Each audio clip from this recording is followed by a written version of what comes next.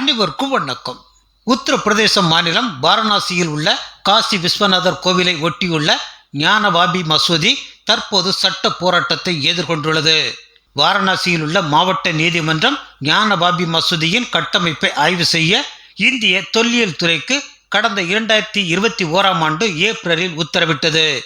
ஏனென்றால் 16ஆம் நூற்றாண்டில் காசி கோவிலை இடித்து முகலாய மன்னர் அவுரங்கசீப்பால் இங்கு மசூதி கட்டப்பட்டது என்று கூறி உச்சநீதிமன்றம், அலகாபாத் உயர்நீதிமன்றம் மற்றும் வாரணாசி நீதிமன்றங்களில் பல மனுக்கள் தாக்கல் செய்யப்பட்டிருந்தன. ஏனென்றால் 16ஆம் நூற்றாண்டில் காசி விஸ்வநாதர் கோவிலை இடித்து முகலாய மன்னர் அவுரங்கசீப்பால் இங்கு மசூதி கட்டப்பட்டது என்று கூறி உச்சநீதிமன்றம், அலகாபாத் உயர்நீதிமன்றம் மற்றும் வாரணாசி நீதிமன்றங்களில் பல மனுக்கள் தாக்கல் செய்யப்பட்டிருந்தன. அதன் தொடர்ச்சியாக 18 ஆகஸ்ட் 2021 அன்று டெல்லியைச் சேர்ந்த 5 பெண்கள் ராக்கி சிங் என்பவர் தலைமையில் வாரணாசி நீதிமன்றத்தில் மனு தாக்கல் ஒன்றை செய்தனர். அதில் ஞானவாபி மசூதி வளாகத்தில் உள்ள கோவிலில் மா சிருங்கர் கௌரி, விநாயகர், அனுமர், ஆதி விசேஸ்வர், நந்தி மற்றும் பிற தெய்வங்களை தரிசனம் செய்ய அனுமதிக்க வேண்டும் என்று அவர்கள் கோரியிருந்தனர். காசி விஸ்வநாதர் கோவில் நடைபாதையை ஒட்டிய தசஸ்வமேத் காவல் நிலைய எல்லைக்கு உட்பட்ட பிளாட் எண் 9130 அன்னை சிருங்கார் தேவி, அனுமன், விநாயகர் மற்றும் அடையாளம் புலப்படாத இந்து தெய்வங்கள் இருப்பதாக இந்த பெண்கள் தெரிவித்தனர். இதேவேளை வழக்கு தொடர்ந்த பெண்கள் பழமையான கோவில் வளாகத்தில் உள்ள தெய்வ சிலைகளை தரிசனம் செய்வது, பாதுகாப்பு வழங்குவது போன்ற நடவடிக்கைகளுக்கு ஏற்பாடு செய்ய உத்தரப்பிரதேச அரசுக்கு உத்தரவிட வேண்டும் என்றும் கோரிக்கை விடுத்தனர். இந்த பெண்கள் தனித்தனியாக ஒரு மனு தாக்கல் செய்து மசூதி வளாகத்தில் அனைத்து தெய்வங்களின் சிலைகள் இருப்பதை உறுதி செய்ய ஒரு அட்வொகேட் கமிஷனரை நியமிக்க வேண்டும் என்றும் கோரியிருந்தனர். இந்த விவகாரத்தில் விசாரணை நீதிமன்றம் உள்ளூர் வழக்கறிஞர் அஜய்குமாரை அட்வொகேட் கமிஷனராக நியமித்து மசூதி வளாகத்தை ஆய்வு செய்வதற்கும் அந்த ஆய்வை காணொலியாக பதிவு செய்யவும் கடந்த 2021 ஏப்ரல் 8 உத்தரவிட்டது. அத்துடன் அட்வொகேட் கமிஷனர் ஆய்வுக்கு தேவைப்பட்டால் மாவட்ட நிர்வாகம் போலீஸ் பாதுகாப்பு வழங்க வேண்டும் என்றும் நீதிமன்றம் கூறியது. இதனைத் தொடர்ந்து வாரணாசியில் உள்ள அஞ்சுமன் இண்டோ ஜாமியா மஸ்ஜித் நிர்வாகம் மற்றும் சுன்னி வக்பு வாரியம் ஆகியவை வழக்கறிஞர் கமிஷனர் நியமனம் மற்றும் உத்தேச ஆய்வுக்கு எதிராக அலகாபாத் உயர்நீதிமன்றத்தில் வழக்கு தொடர்ந்தது. இதையடுத்து இந்த விவகாரத்தில் தொடர்புடைய அனைத்து தரப்பினரையும் விசாரணை செய்த பின்னர் மசூதி வளாகத்தில் ஆய்வு நடத்துவதற்கு இந்திய தொல்லியல் துறைக்கு பிறப்பித்த கீழமை நீதிமன்ற உத்தரவுக்கு அலகாபாத் உயர்நீதிமன்றம் இடைக்கால தடை விதித்தது.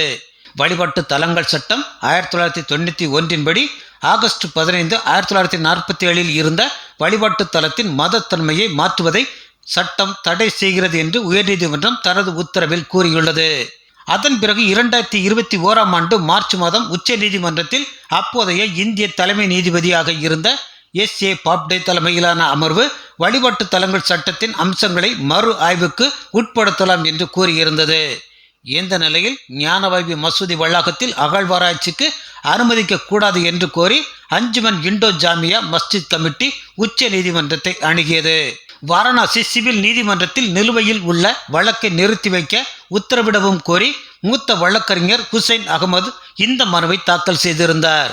ஆனால் இந்த விவகாரத்தில் ஆவணங்களை முழுமையாக பார்க்காததால் என்ன பிரச்சனை என்று தெரியவில்லை என்று கூறி இடைக்கால தடை விதிக்க உச்ச நீதிமன்றம் மறுத்துவிட்டது.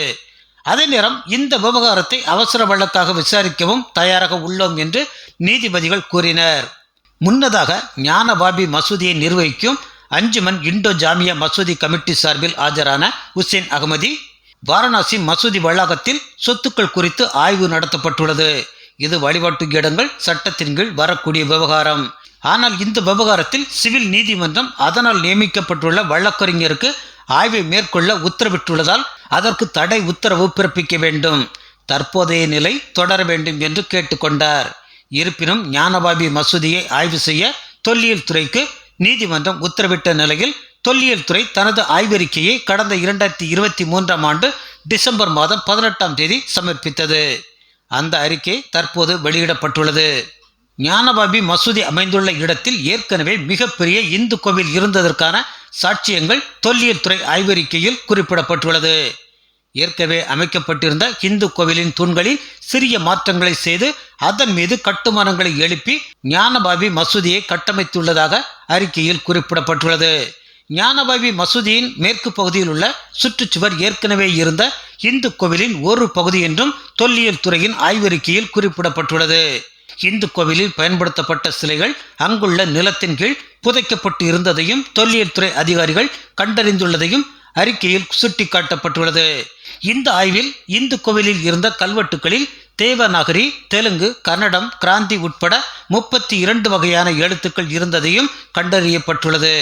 இந்த எழுத்துக்களின் வாயிலாக ஜனார்த்தனா, ருத்ரா, உமேஸ்வரா ஆகிய 3 இந்து கடவுள்களின் பெயர்களும் இருப்பதை உறுதி செய்துள்ளனர். ஆகவே இனிமேலும் கால விரயத்திற்காக சட்ட போராட்டங்களை நடத்தி கொண்டிருக்க வேண்டாம்.